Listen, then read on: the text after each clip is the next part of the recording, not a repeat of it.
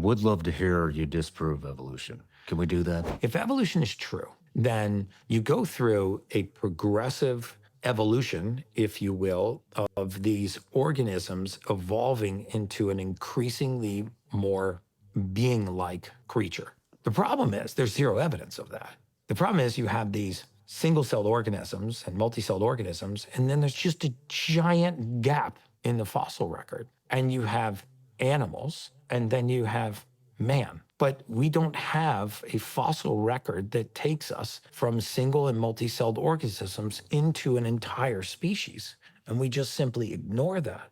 Wow. And so I didn't know that. this ecosystem is so intelligent, not in my opinion, but in the scientific evidence, it could not have been put together by accident. It didn't happen by happenstance. This is good. And on top of that, when you look at the chart of evolution from monkeys into human beings, here's what's interesting. You have like 4 or 5 different species in between monkeys and humans that aren't on the earth today. Yet you still have monkeys and you still have humans. And if evolution works based off of natural selection, survival of the fittest, right?